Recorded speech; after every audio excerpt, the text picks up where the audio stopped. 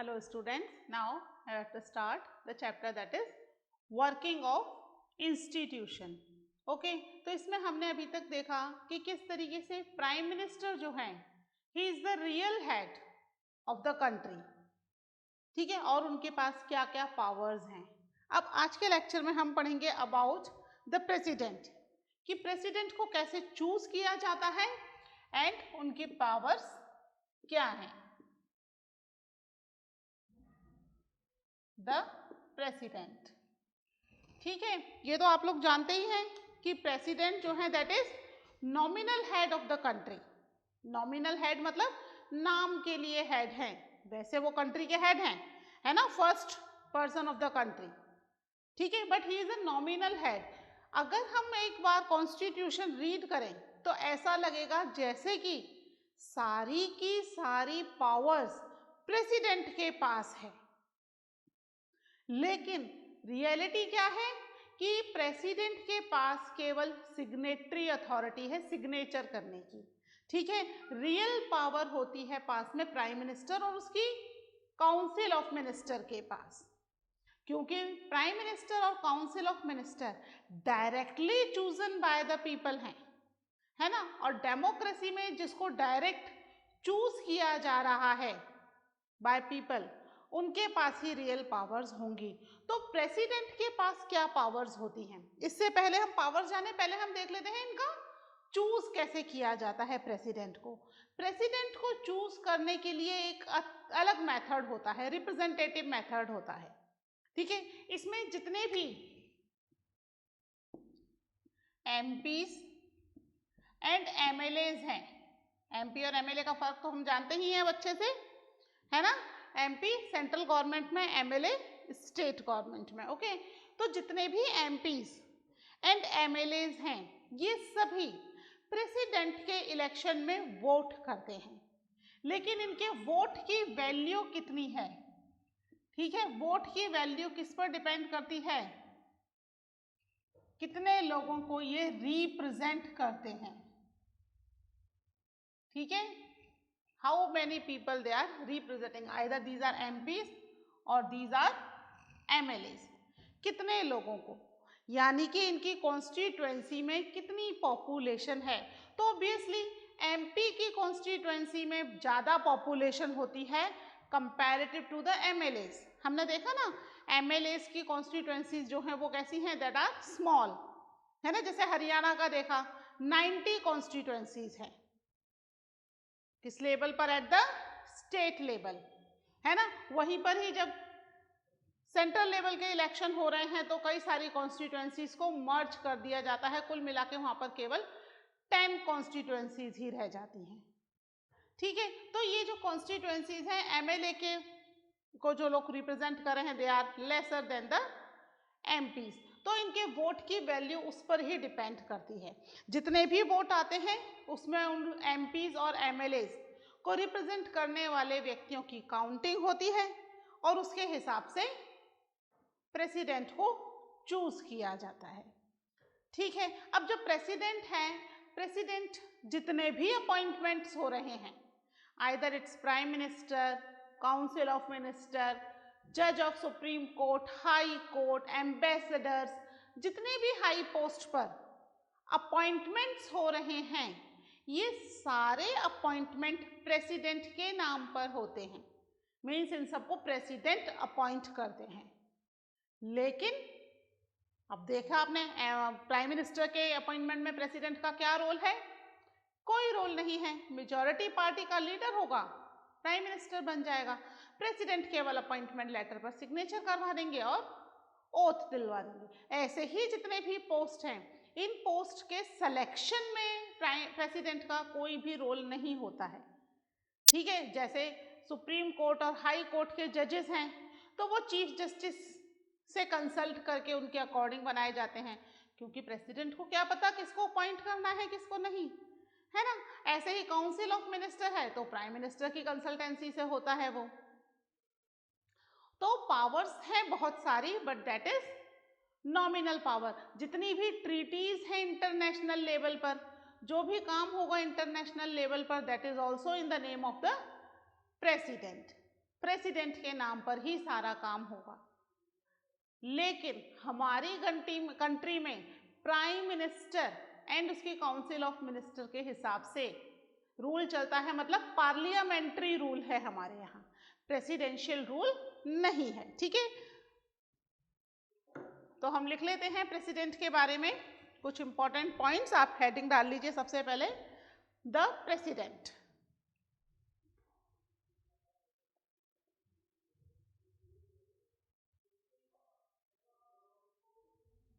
ठीक है, लिखिए, the president is the head of the state and exercise only nominal powers.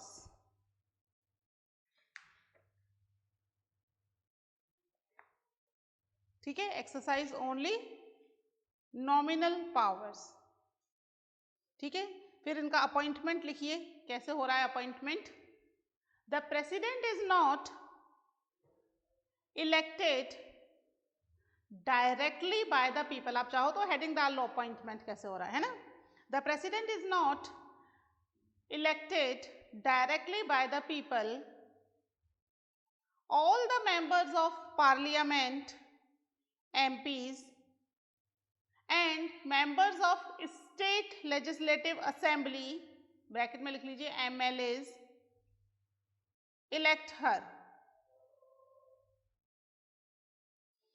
A candidate standing for president's post has to get a majority of votes to win the election. ठीक है, तो ये appointment हो गया। जितने भी MPs और MLAs हैं, member of parliament, member of legislative assembly, they will choose the president. ठीक है, अब कंट्री के जितनी भी फंक्शनरीज होती हैं सब प्रेसिडेंट सुपरवाइज करते हैं। लिखिए नेक्स्ट इसमें, द प्रेसिडेंट सुपरवाइज, या इसके ऊपर लिख लीजिए functions and powers of president, है ना, हेडिंग डाल लीजिए functions and powers of president.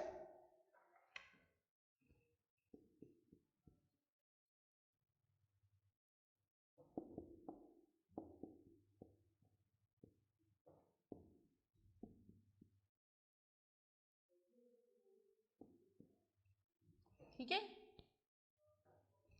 लिखिए, the president supervise the overall functioning of all the political institutions in the country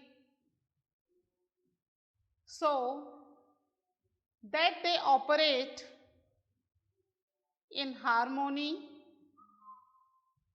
to achieve the objective of the state, to achieve the objectives of the state।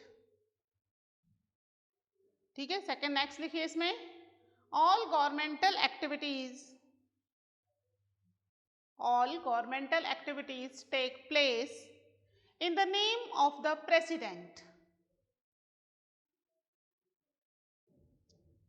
All laws and major policy decisions of government are issued in the name of president। ठीक है, second power हो गई। Third लिखिए, मतलब function हो गया। Third लिखिए, all major appointments are made in the name of president. These include the appointment of Prime Minister, Chief Justice of India, judges of Supreme Court and High Court, the governor of the state, the election commissioner, ambassador to other countries, etc. ठीक है, जितनी भी high post हैं, सभी high position जो है वो किसके नाम पर होंगी? In the name of president. President ही उन पर उनको अपॉइंटमेंट देगा। ठीक है, नेक्स्ट लिखिए इसमें, all international treaties and agreements are made in the name of the president. ठीक है, जितनी भी इंटरनेशनल ट्रीटीज हैं, जितने भी एग्रीमेंट्स होंगे, किसके नाम से होंगे? With the name of president. ठीक है, नेक्स्ट लिखिए, the president is the supreme commander of the defence force of India. हमारी जो डिफेंस फोर्स है उसका सुप्रीम कमांडर। ठीक है, तीनों फोर्सेस के, ठीक है, नेवी हो या एयरविंग हो या हमारे सोल्जर्स हो, सभी के डिफेंस के, पूरी डिफेंस के सुप्रीम कमांडर हैं कौन? That is president. ठीक है, नेक्स्ट लिखिए, president exercise all these powers only on the advice of the council of ministers। ठीक है, जितने भी अपॉइंटमेंट हो रहे हैं, डिफेंस के लिए क्या डिसीजन लेना है, ट्रीटीज हैं, सारा कुछ किसकी एडवाइस से? With the advice of council of minister. Means council of ministers ही कर रहे हैं, ये तो केवल सिग्नेचर करने का काम कर रहे हैं। ठीक है, तो president exercise all these powers only on the advice of council of minister. The president can ask the council of ministers to reconsider its advice. ठीक है, जो भी एडवाइस दी जा रही है उसको रिकंसीडर, यानी एक बार और चेक कर लो, है ना, reconsider its advice. But if the same advice is given again, president is bound to act according to it। समझ में आ गया? जो भी एडवाइस प्रेसिडेंट को दी जाती है, प्रेसिडेंट उसे फॉलो करेंगे। प्रेसिडेंट केवल इतना कर सकते हैं कि वो उन्हें रिकंसीडर करने के लिए, एक बार और सोचने के लिए बोल सकते हैं। इफ दे डू सो तो ठीक है, अगर नहीं करते और सेम एडवाइस प्रेसिडेंट को दी जाती है, देन प्रेसिडेंट इज बाउंड, उन्हें वो करना ही पड़ेगा, फिर वो मना नहीं कर सकते हैं। ठीक है, ऐसे ही लॉ में होता है। ठीक है, कोई भी बिल पार्लियामेंट में पास होने के बाद प्रेसिडेंट के सिग्नेचर के लिए जाता है, तो प्रेसिडेंट यहां पर भी अपना सजेशन लिख करके इसको एक बार वापस कर सकते हैं। एक बार वापस आ गया सजेशंस के साथ, लोकसभा चाहे तो उन सजेशन को एक्सेप्ट करे, अगर वो सजेशंस एक्सेप्ट नहीं किए गए और एज इट इज लॉ वापस भेज दिया गया, then again president is bound to sign it, उन्हें साइन करने ही पड़ेंगे। ही और she has no other choice. ठीक है, कोई भी लॉ हो या कोई भी एडवाइस हो, यानी एक तरीके से रूल किसका चल रहा है? काउंसिल ऑफ मिनिस्टर्स का। वही एडवाइस दे रहे हैं, वही लॉ बना रहे हैं, ये क्या कर रहे हैं? He is doing only signature. ठीक है, लिख लीजिए इसके बारे में भी। Similarly a bill pass by the parliament becomes a law only after the president gives assent to it। If the president wants, he or she can delay this for some time and send the bill back to the parliament for reconsideration। But if the parliament passes the bill again, he or she has to sign it। ठीक है, उसे sign करना ही पड़ेगा। ठीक है, अच्छा, अब आपकी बुक में आप देखोगे हर जगह शी दिया हुआ है ना, most of the place president के लिए ही और शी का यूज नहीं करके केवल शी वर्ड यूज किया गया है। तो उस समय Mrs Pratibha Patil was the president, है ना, one and only the lady president of India. तो वो उस समय पोजीशन पर थी, तो इसलिए इस बुक में जहां पर भी लिखा गया तो उनको रेफर करते हुए शी वर्ड यूज हुआ है, तो आप उससे कंफ्यूज नहीं होइए, है ना, आप उसको शी और ही कर लीजिए, शी ऑब्लिक ही, ठीक है। अच्छा, अब यहाँ पर एक और पावर है जो थोड़ी सी एक्सरसाइज कर सकते हैं प्रेसिडेंट, वो है at the time of appointment of a prime minister, ठीक है। डायरेक्ट मेजॉरिटी मिल गई प्राइम मिनिस्टर की, तब तो वेल एंड गुड, तब तो प्रेसिडेंट क्या हो जाए, प्राइम मिनिस्टर क्या हो जाएंगे, जो भी मेजॉरिटी पार्टी है उसके leader become the prime minister. लेकिन मान लीजिए 4-5 पार्टी हैं और किसी को भी क्लियर मेजॉरिटी नहीं मिली, है ना, कोलिएशन गवर्नमेंट बनेगी, यानी कि अब मिली जुली सरकार, है ना। कोलिएशन गवर्नमेंट के लिए अब ये डिसाइड नहीं हो पा रहा कि कौन बना पाएगा कौन नहीं बना पाएगा। ऐसे में समटाइम्स प्रेसिडेंट अपने बिहाफ पर किसी भी एक पार्टी के लीडर को कॉल करके उन्हें ये रिस्पॉन्सिबिलिटी दे सकते हैं कि भाई आप इतने दिनों के अंदर मेजॉरिटी प्रूव कर दो and you become the president, ठीक है। उस समय वो थोड़ा सा ये इनिशिएटिव ले सकते हैं। प्राइम मिनिस्टर तो वो तब तक नहीं बना सकते जब तक कि पार्टी मेजॉरिटी प्रूव ना कर दे। मेजॉरिटी प्रूव होने के बाद ही कोई भी पार्टी का लीडर प्राइम मिनिस्टर बनेगा। तो प्रेसिडेंट यहाँ पर एक इनिशिएटिव ले सकते हैं, उन्हें लगता है कि इन सब पार्टीज में से शायद ये पार्टी के लीडर जो है वो दैट इज मोर इन्फ्लुएंशियल और पावरफुल, तो ये मेजॉरिटी शायद प्रूव कर देंगे, तो वो उनको इनवाइट कर सकते हैं और उनको मेजॉरिटी प्रूव करने के लिए टाइम पीरियड अलॉट कर सकते हैं, ठीक है। तो यहाँ पर इनके पास एक थोड़ी सी यहाँ पे पावर है। प्राइम मिनिस्टर का अपॉइंटमेंट करना तो प्रेसिडेंट को ही है, ठीक है। देखिए लिख लीजिए इसको भी, व्हेन अ पार्टी और collision of party secure a clear majority in the election, then the president has to appoint the leader of the majority party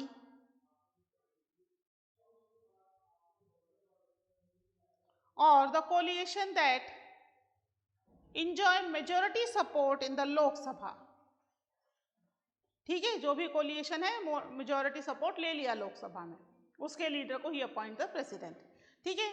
इसमें ही लिखिए व्हेन नो पार्टी और coalition gets a majority in Lok Sabha, the president exercise her or his discretion, ठीक है। the president appoints a leader who in her opinion can muster majority support in the Lok Sabha, ठीक है। तो वो किसी भी एक को बुला करके प्राइम मिनिस्टर की पोस्ट का दावेदार घोषित कर सकते हैं कि आप प्राइम मिनिस्टर बनोगे, but you have to prove the majority इन लोकसभा। लोकसभा में मेजॉरिटी प्रूव किए बिना कोई भी व्यक्ति प्राइम मिनिस्टर नहीं बन सकता, और तब तक ही प्राइम मिनिस्टर रहेगा जब तक उसके साथ मेजॉरिटी है। अगर बीच में ही मेजॉरिटी विड्रॉ हो जाती है तो प्राइम मिनिस्टर को अपनी पोस्ट छोड़नी पड़ेगी और कंट्री में मिड टर्म इलेक्शंस होंगे, ठीक है। तो ये तो हुआ अबाउट द प्रेसिडेंट, है ना। अब जो है पूरी दुनिया में ही ऐसा नहीं कह सकते हम कि प्रेसिडेंट का सेम ही पावर है, दो तरह की पावर्स हैं, या हम कह सकते हैं दो तरह की डेमोक्रेटिक गवर्नमेंट है इन द वर्ल्ड, ठीक है। ये तो हम इंडिया की बात कर रहे हैं कि ये जो कंडीशन है प्रेसिडेंट की या ये जो पावर्स है प्रेसिडेंट की, that is only in India, है ना। अब आप देखिए यूनाइटेड स्टेट्स ऑफ अमेरिका, क्या वहां पर भी सेम पावर्स हैं प्रेसिडेंट के पास? नहीं ना, वहां पर तो सेम पावर्स नहीं है, वहां पर तो प्रेसिडेंट जो है वो पावरफुल है। तो यूएसए के अंदर प्रेसिडेंट क्यों पावरफुल है? क्योंकि वहां पर प्रेसिडेंशियल, ठीक है, प्रेसिडेंशियल फॉर्म ऑफ गवर्नमेंट है,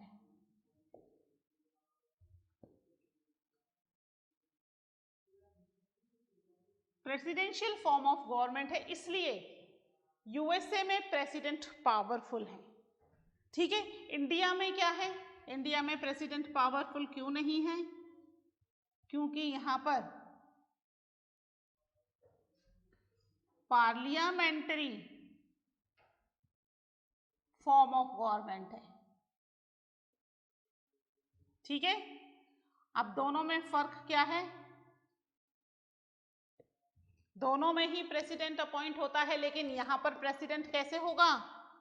यहां पर प्रेसिडेंट जो है it is directly chosen by the people, directly choose किया जाएगा। यहां पर पार्लियामेंट डायरेक्टली चूज होती है बाय द पीपल, ठीक है। प्रेसिडेंट तो हमारे डायरेक्टली चूज नहीं हो रहे ना, हमने देखे ना कि एमएलएस एंड एमपीज उनको चूज कर रहे हैं, डायरेक्ट चूज नहीं हो रहे हैं, ठीक है। तो यूएसए में प्रेसिडेंट इसीलिए ज्यादा पावरफुल है बिकॉज ही और she directly chosen by the people, ठीक है। और हमारे यहाँ पार्लियामेंट इसलिए पावरफुल है क्योंकि our parliament is chosen by the people, ठीक है। अगर प्रेसिडेंट चूज किए जाते डायरेक्टली बाय द पीपल तो हो सकता है वो पावरफुल होते, बट ऐसा नहीं है। जो यहाँ पर जो गवर्नमेंट है, अब दोनों ही जगह प्रेसिडेंट का टेन्योर फिक्स है, ठीक है, कि कितने साल के लिए होंगे। हमारे यहाँ 5 years, यूएसए में 4 years, इट्स फिक्स, ओके। तो पावर में फर्क है, यहाँ पर प्रेसिडेंट के पास काफी पावर्स होती हैं, ठीक है। हमने सुने ना प्रेसिडेंट, यूएसए के प्रेसिडेंट अभी बिल क्लिंटन थे और अब चेंज होकर कौन बन गए? जो बाइडेन, है ना, चेंज हो गए प्रेसिडेंट। तो यहाँ पर प्रेसिडेंट जो है वो पावरफुल है, इसलिए इतना लार्ज स्केल पर इनके इलेक्शंस होते हैं। इनके इलेक्शंस देखा ना, अभी कंटिन्यूस न्यूज़पेपर भरे पड़े थे कि किस तरीके से यूएसए में प्रेसिडेंट के इलेक्शंस हो रहे हैं, किस तरीके से क्या क्या वहाँ पे घटनाएं दुर्घटनाएं चल रही थी, ओके। तो इंडिया में पार्लियामेंट के लिए इलेक्शन होते हैं, पार्लियामेंट का भी टेन्योर फिक्स है, ये सिमिलरिटी है, दोनों का टेन्योर फिक्स होते हैं, ठीक है। Both are directly chosen by the people. Parliamentary की बात कर रही हूँ, प्रेसिडेंट की बात नहीं कर रही हूँ, डोंट कंफ्यूज। इंडिया के प्रेसिडेंट इनडायरेक्टली चूजन है, यूएसए के प्रेसिडेंट डायरेक्टली चूजन है। तो वर्ल्ड की अलग अलग कंट्रीज में अलग अलग फॉर्म ऑफ गवर्नमेंट है, कहीं पर इंडिया की तरह पार्लियामेंट्री फॉर्म ऑफ गवर्नमेंट है, तो कहीं पर यूएसए की तरह प्रेसिडेंशियल फॉर्म ऑफ गवर्नमेंट है, ठीक है। यानी कि रूल किसका है? रूल है लोगों का, पीपल्स रूल। इसीलिए ना, तभी तो यहाँ के president have more power because he और she is directly chosen by the people. और हमारे यहाँ parliament has the more power because our parliament is directly chosen by the people, ठीक है। तो दोनों ही जो कंडीशन है वो अलग अलग है। तो इसका मतलब आप ये मत समझ लेना कि हमारे यहाँ पर प्रेसिडेंट के पास पावर नहीं है, वो नॉमिनल हेड है, तो पूरी कंट्री में, पूरे वर्ल्ड में यही हाल है। पूरे वर्ल्ड में कंडीशन चेंज है, it's depend on country to country, है ना, कि किस तरह की फॉर्म ऑफ गवर्नमेंट उन्होंने अडॉप्ट की है।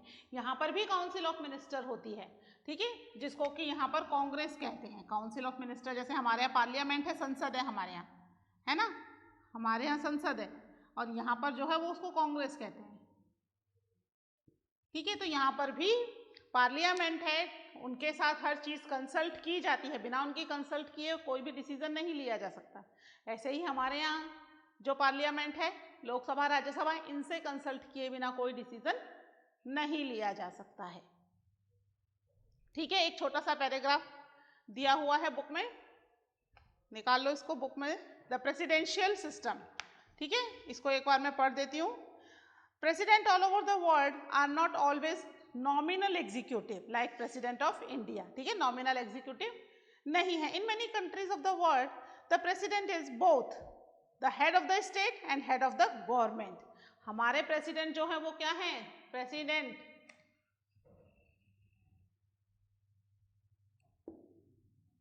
head of the state है, but head of the government है क्या?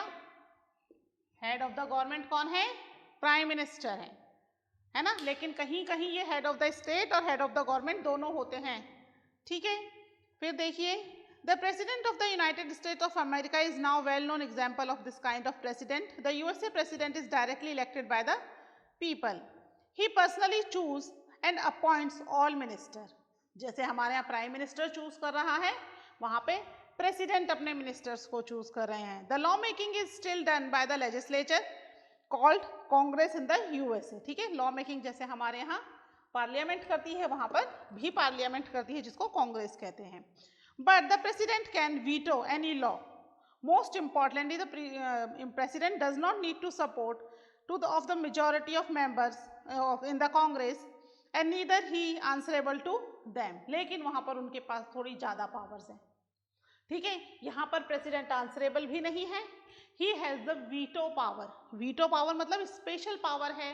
अगर उसे लगता है कि कोई भी लॉ सही नहीं है, तो यहाँ पर प्रेसिडेंट उसे रोक सकते हैं, या वो चाहे तो कोई भी नया लॉ अपने हिसाब से बना सकते हैं. स्पेशल पावर्स दे रखी हैं यहाँ पर, हमारे यहाँ पर नहीं दी हुई स्पेशल पावर्स. ठीक है, he has a fixed tenure for 4 years and completed it even if his party does not have a majority in the Congress. ठीक है, हमारे यहाँ प्राइम मिनिस्टर मेजॉरिटी खत्म होते ही खत्म हो जाएगा. यहाँ पर वो अपना 4 years का टेन्योर तो पूरा करेगा ही करेगा, चाहे उसकी पार्टी मेजॉरिटी में रहे या ना रहे, इससे कोई फर्क नहीं पड़ रहा, क्योंकि वो प्रेसिडेंट की पोस्ट के लिए ही इलेक्शन में खड़ा हुआ था और जीतता है. ठीक है, हमारे यहाँ कोई भी व्यक्ति प्राइम मिनिस्टर की पोस्ट के लिए खड़ा नहीं होता, हमारे यहाँ एमपीज की पोस्ट के लिए खड़े होते हैं, और अब जीतने के बाद दे डिसाइड म्यूचुअली कि कौन उनमें से प्राइम मिनिस्टर बनेगा. ठीक है, तो वहां पर क्योंकि वो डायरेक्टली प्रेसिडेंट की पोस्ट के लिए खड़े हो रहे हैं, तो वो फिर अपना टेन्योर पूरा करेंगे, अपना 4 years का जो टाइम पीरियड है उसे फुलफिल करेंगे. ठीक है, this model is followed in most of the countries in the Latin America and many of the x Soviet union countries. Given the centrality of the president, this system of government is called the presidential form of government. ठीक है, ये presidential form of government है. हमारे यहाँ पर क्या है, that is in country like ours that follow the British model. ठीक है, the parliament is supreme, therefore our system is called the parliamentary system of government. ठीक है, तो हमारे यहाँ सिस्टम जो है पार्लियामेंट्री फॉर्म ऑफ गवर्नमेंट है, हम ब्रिटिश सिस्टम फॉलो करते हैं. ठीक है, तो दोनों में डिफरेंस आपको पता चल गया. ठीक है, presidential form of government and parliamentary form of government. ठीक है, इसके बाद सुप्रीम कोर्ट, अगर कोई भी लॉ गलत बनता है उसको इनवैलिड करने का काम सुप्रीम कोर्ट का है. ठीक है, तो ये हो गया अबाउट द प्रेसिडेंट. ठीक है, नेक्स्ट लेक्चर में मिलते हैं और पढ़ते हैं अबाउट द सुप्रीम कोर्ट. ठीक है, till then take care, bye.